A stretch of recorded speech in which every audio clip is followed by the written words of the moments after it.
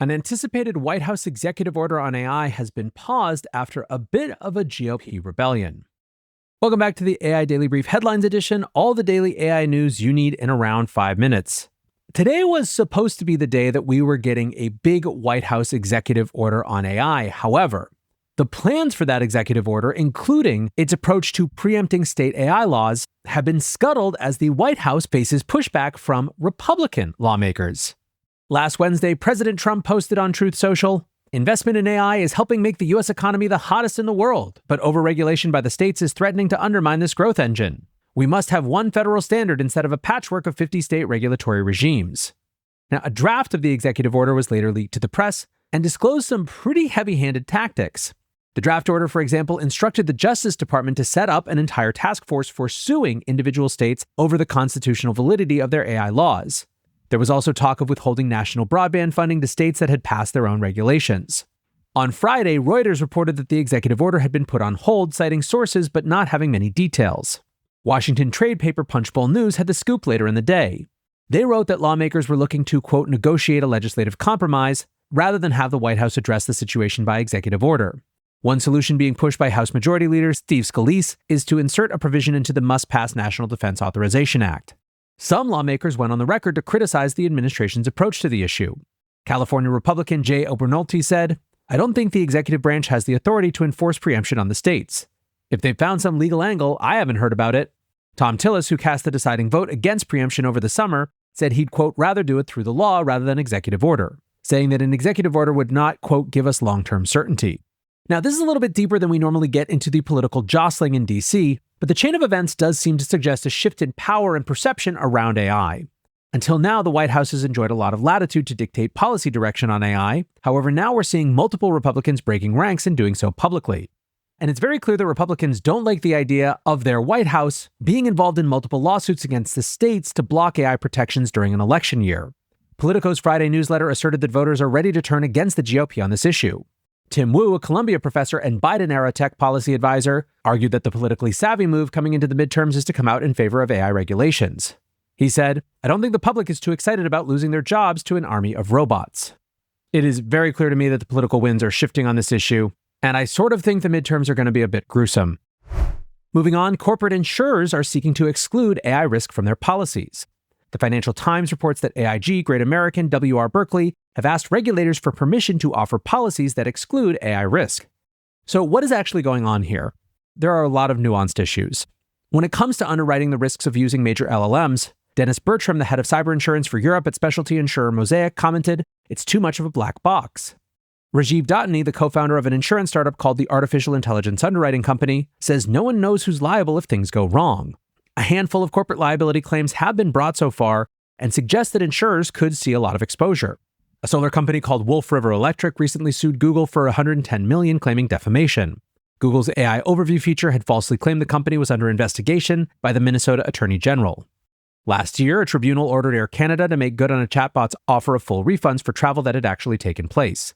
Now, the damages were only a few $100s, but the case highlighted the massive potential exposure if chatbots go haywire. For insurers, the issue isn't so much about idiosyncratic problems and one-off claims. Aon's head of cyber, Kevin Kalanick, said, "Insurers can afford to pay claims in the hundreds of millions for isolated losses. But what they can't afford," he continued, "is if an AI provider makes a mistake that ends up as 1,000 or 10,000 losses, a systematic, correlated, aggregated risk." Moving over into the wild world of compute, Google needs to rapidly expand their AI infrastructure to keep up with demand. At an all-hands meeting at the beginning of the month, Amin Vedat, a VP at Google Cloud, addressed the company on the topic. He remarked, "The competition in AI infrastructure is the most critical and also the most expensive part of the AI race."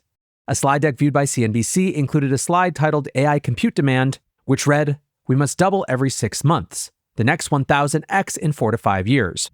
The meeting came in the same week that Google reported earnings, forecasting a jump in 2025 capex for the second time this year.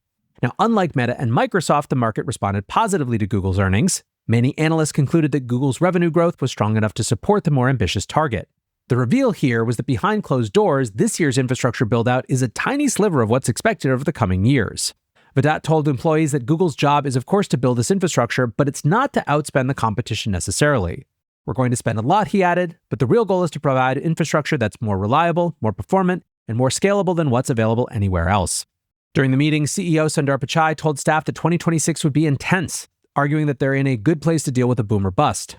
He said, "We're better positioned to withstand misses than other companies. It's a very competitive moment, so you can't rest on your laurels.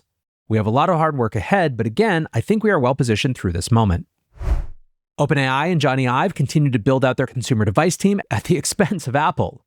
In his Apple-focused newsletter, Bloomberg's Mark Gurman reported on the latest big news out of Cupertino. He said that rumors of CEO Tim Cook's imminent resignation were blown out of proportion. Last week, many linked the rumors to a failure to execute on an AI strategy, but in Gurman's opinion, Cook still has years left in the role. Succession planning is underway at Cupertino, but Gurman believes the reports of a resignation by the middle of next year were, in his words, simply false. However, some real news is that OpenAI continues to poach from Apple's hardware engineering team. Multiple Apple hardware executives had already moved across to Ive's new company. However, Gurman reports that Apple is facing a full-on exodus of talent. Over the past month, Gurman wrote, OpenAI has hired more than 40 people for its devices group, with many of the new hires coming over from Apple. He added, "From what I've heard, Apple is none too pleased about OpenAI's poaching, and some consider it a problem. The hires include key directors, a fairly senior designation, as well as managers and engineers. And they hail from a wide range of areas: camera engineering, iPhone hardware, Mac hardware, silicone, device testing and reliability, industrial design, manufacturing, audio, smartwatches, Vision Pro development, software, and human factors." In other words, OpenAI is picking up people from nearly every relevant Apple department. It's remarkable. Lastly today, Brett Taylor's Sierra is the latest AI startup to reach $100 million in ARR. Taylor, who also serves as chairman of OpenAI's board, founded the company in February of last year with former Google Labs executive Clay Baver. Sierra provides AI customer service and sales agents to enterprise clients. In a blog post, the co-founders remarked on reaching the milestone within 7 quarters, writing, "That's a heck of a lot quicker than we expected and makes Sierra one of the fastest growing enterprise software companies in history." In addition to their long list of tech-forward customers like Discord, Ramp, Rivian, and SoFi, they also have brought on customers with much older businesses like Vans, SiriusXM, and Rocket Mortgage. Indeed, the co-founder said they were a little surprised that so many older companies were comfortable with integrating AI into their customer service workflows. I could do a whole episode, honestly, on this. What Sierra got right out of the gate was that doing AI for enterprises was not going to be creating a flashy app, agent, or demo and hoping they figured it out on their own. It involves a lot of messy work of going in, wiring systems together, making sure the company has the right type of dev support and enough of it. And I think that this milestone is validation of an approach that many enterprise AI companies would do well to copy. For now, that's going to do it for the headlines. Next up, the main episode.